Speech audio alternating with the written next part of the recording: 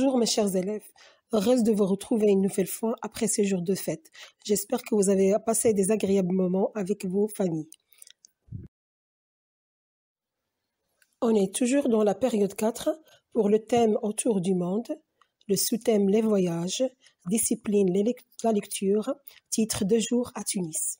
Objectif d'apprentissage, identifier la structure et les caractéristiques d'un carnet de voyage, enrichir son vocabulaire relatif au champ lexical du voyage, découvrir le patrimoine humain universel.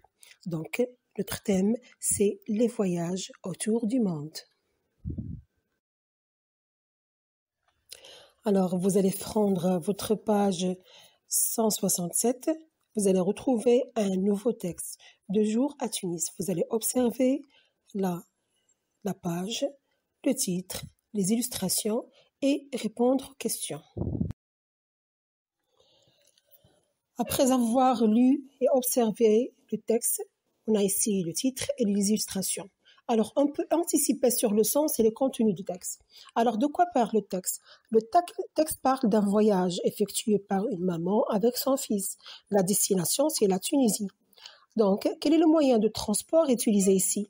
D'après les images, on peut constater qu'il y a ici un signe d'avion. Donc là, ils ont pris l'avion du Maroc vers la Tunisie. Alors, on a ici un carnet de voyage. Donc, et vous avez observé ici, dans le titre, carnet de voyage. Et aussi dans le texte, vous avez 12 juillet, 13h, 14h30, 17h. Et 13 juillet, 10h, 14h et 21h. Donc ici, on a des dates précises, des jours précises et des heures précises. Donc ici, c'est comme un carnet. C'est comme un carnet ou bien un journal intime. Mais ici, c'est un carnet de voyage. Donc là, il a déterminé par précision toutes les étapes de son voyage. Donc, il a passé 2 jours, c'est le 2 juillet et le 13 juillet. Donc, durant ces 2 jours, il nous a donné son planning. À 13h, qu'est-ce qu'il a fait? À 14h30 aussi et à 17h aussi pour le deuxième jour. Le 13 juillet, donc là, 10h, 14h et 21h. Donc là, il nous a donné les détails précis de son voyage, du récit de son voyage. Donc là, on a un carnet.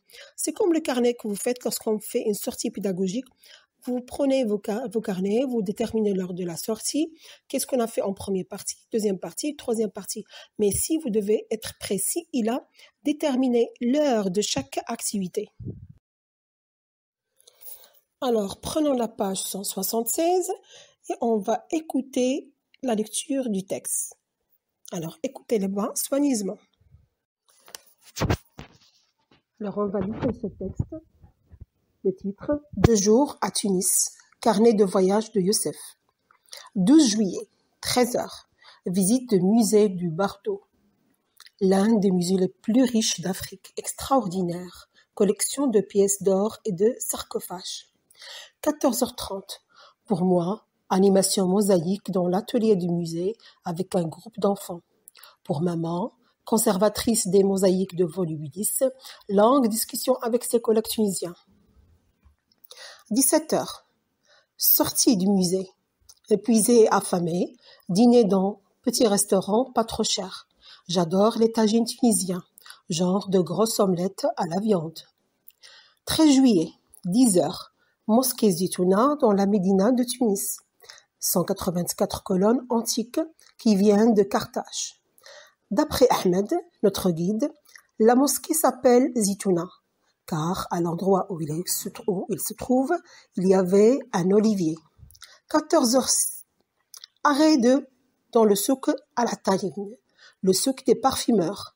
Des centaines de fioles en verre multicolores dans l'air mystérieux et féerique à cet endroit.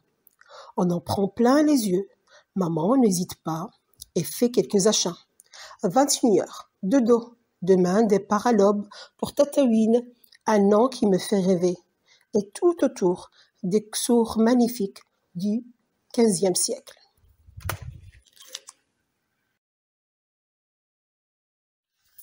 Après avoir bien écouté le texte, alors je vais prendre la page 177 et je vais faire l'exercice je comprends le texte ou bien je comprends le carnet. Bien sûr, vous devez bien lire le texte plusieurs fois pour avoir une bonne lecture. Allez, on se retrouve lors de la séance.